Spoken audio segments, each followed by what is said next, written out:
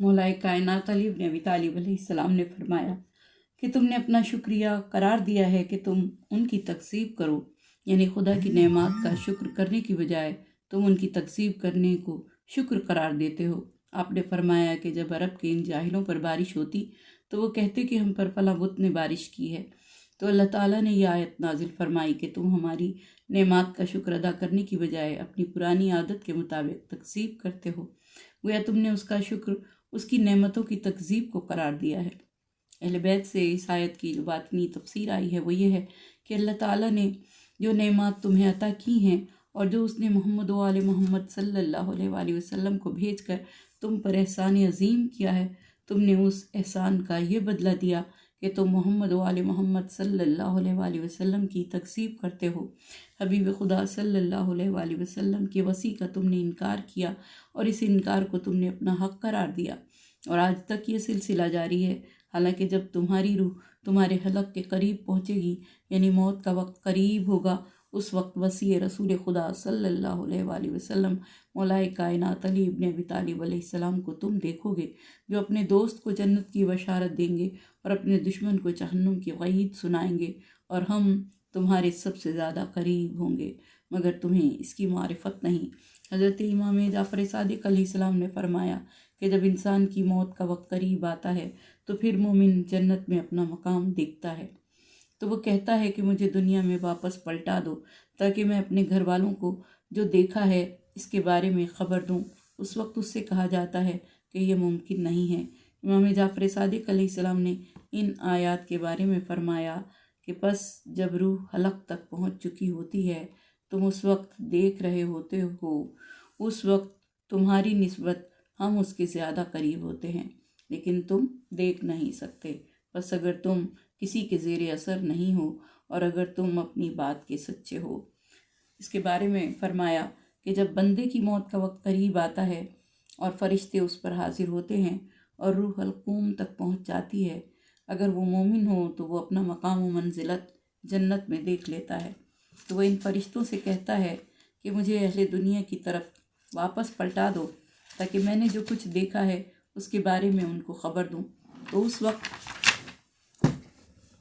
उससे कहा जाता है ये नहीं होगा। इन कुंतुम गैर मदीनीन, अगर तुमने अपने अफ़ाल में किसी के ज़ेरे असर कंट्रोल नहीं हो तो फिर अपनी रूह को वापस अपने बदन में पलटा क्यों नहीं लेते? अगर तुम सच्चे हो तो करो। हुजूर अकरम सल्लल्लाहु अलैहि वसल्लम ने फरमाया, या अली, आप वो हैं जिसकी वजह से अल्लाह ताला ने इब्तिदाए खिलकत में कि जब लोग अशबा की सूरत में थे तो लोगों को आजमाया था। बस अल्लाह ताला ने उस वक्त उनसे फरमाया, अलस्तु रब्बकुम, क्या मैं तुम्हारा रब नहीं हूँ? सब ने कहा क्यों नहीं? फिर अल्लाह ने फरमाया, मोहम्मद सल्लल्लाहु अलैहि वसल्लम मेरा रसूल है। सब ने अर्ज़ किया क्यों नहीं, यानी हम मानते हैं। फिर अल्लाह ताला ने फरमाया कि अली अमीरुल मोमिनीन नहीं, तो सब ने तकब्बुर करते हुए और सरकशी करते हुए इनकार कर दिया सिवाय बहुत कम लोगों के, वही असहाबे यमीन हैं। इमाम जाफ़र सादिक अलैहिस्सलाम ने फरमाया, जब मोमिन मरता है तो 70,000 फरिश्ते उसकी कब्र तक उसकी जनाजे की तशरीह करते हैं, और जब उसको कब्र में दाखिल कर दिया जाता है तो उसके पास मुनकिर नकीर आते हैं और वो दोनों उसको बिठा देते हैं और उसे सवाल करते हैं, तेरा रब कौन है? तेरा नबी कौन है? तेरा दीन कौन सा है? और तेरा इमाम कौन है? वो जवाब देगा, मेरा रब मेरा अल्लाह है, मोहम्मद मुस्तफ़ा सल्लल्लाहु अलैहि वसल्लम मेरे नबी हैं, इस्लाम मेरा दीन है और 12 मेरे इमाम हैं। वो दोनों इसकी कब्र को ताहद्दे नज़र वसी कर देते हैं और उसके लिए जन्नत से खाने लेकर आते हैं। वो दोनों राहत रहमत को इसकी कब्र में दाखिल करते हैं और उसी को अल्लाह ताला का ये कौल बयान करता है, फ़अम्मा इन काना मिनल मुक़र्रबीन फ़रहुम व रिहान, वो मुक़र्रबीन में से होगा तो उसकी कब्र में रहमत व राहत दाखिल होती है और वो आखिरत में नेमात में होगा।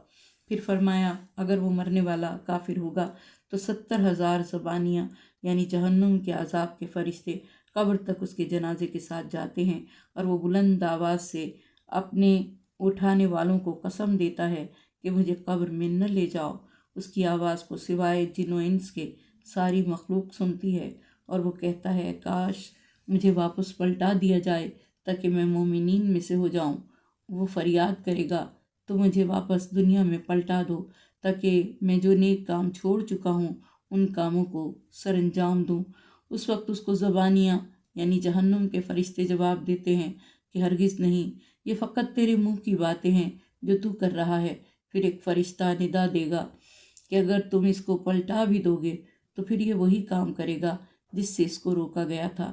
بس جب اس کو قبر میں اتار دیا جائے گا اور لوگ دفن کر کے چلے جائیں گے تو اس کے پاس منکر نکیر آئیں گے۔ وہ دونوں بہت خوفناک صورت میں آئیں گے اور وہ دونوں سر سے پاؤں تک اس کو دیکھیں گے اور پھر اس سے سوال کریں گے کہ تیرا رب کون ہے، تیرا نبی کون ہے، تیرا دین کون سا ہے اور تیرا امام کون ہے۔ تو اس وقت اس کی زبان لڑکھڑائے گی اور وہ جواب دینے کی قدرت نہیں رکھے گا۔ وہ دونوں اس کو عذاب کے کوڑے یوں ماریں گے کہ اس عذاب سے ہر چیز لرز جائے گی۔ الامان الحفیظ۔ پھر اسے سوال کیا جائے گا کہ تیرا رب کون، تیرا نبی کون، تیرا دین کون سا ہے۔ وہ جواب دے گا میں نہیں جانتا۔ وہ دونوں اس سے کہیں گے کہ تو نہیں جانتا اور نہ ہی تو نے ہدایت حاصل کی اور نہ تو نے فلاح حاصل کی۔ پھر وہ دونوں اس کی قبر میں جہنم کا دروازہ کھول دیں گے۔ دونوں اس کی قبر میں جہنم سے حمیم کو لے کر آئیں گے اور اسی کو اللہ تعالیٰ کا یہ قول بیان کرتا ہے وَمَا إِن كَانَ مِنَ الْمُكَذِّبِينَ الضَّالِّينَ فَنُزُلٌ مِّنْ حَمِيمٍ، یعنی اس کی قبر میں حمیم سے اس کی ضیافت کی جائے گی اور آخرت میں اس کو جہیم میں ڈال دیا جائے گا۔ امام جعفر صادق علیہ السلام نے فرمایا یہ دونوں آیات ہماری ولایت رکھنے والے اور ہمارے دشمنوں کے بارے میں نازل ہوئی ہیں۔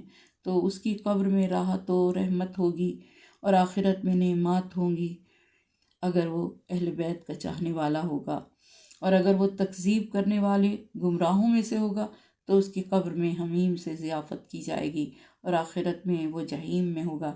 ان کان من اصحاب الیمین فالسلام لک من اصحاب الیمین، اگر وہ اصحاب یمین میں سے ہوگا تو اس سے کہا جائے گا کہ اصحاب یمین کی طرف سے تجھے سلام ہو۔ آپ نے فرمایا کہ رسول خدا صلی اللہ علیہ وآلہ وسلم نے ارشاد فرمایا یا علی وہ آپ کے شیعہ ہیں جن سے آپ کی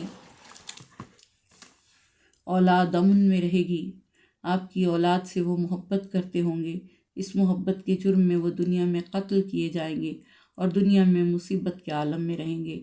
ان سے آپ کی اولاد محفوظ ہوگی اور وہی ہمارے محب ہیں۔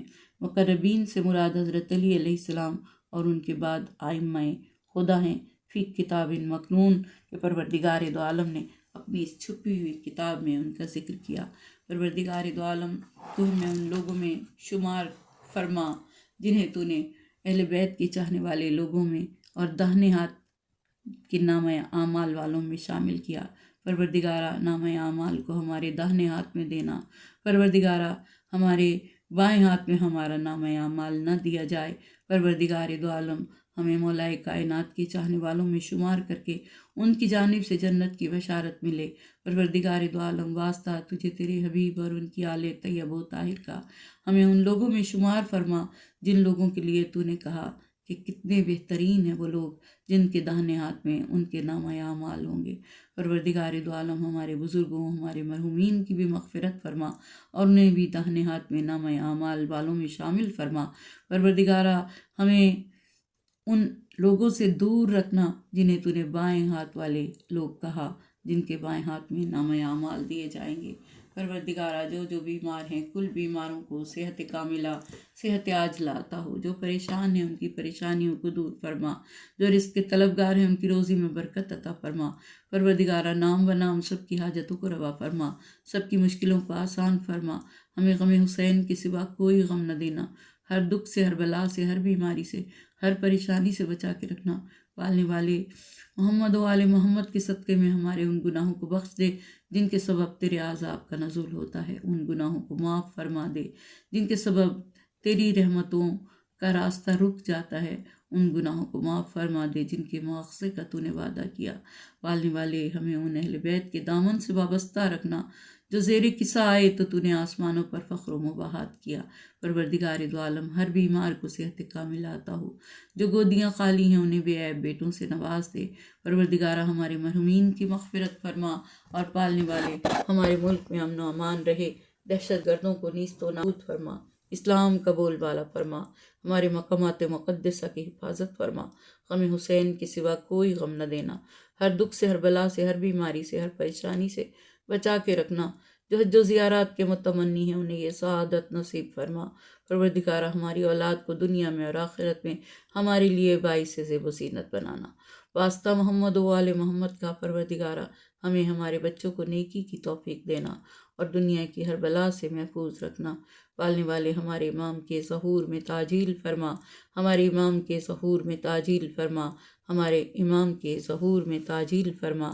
آمین یا رب العالمین۔ ربنا تقبل منا انک انت السمیع العلیم۔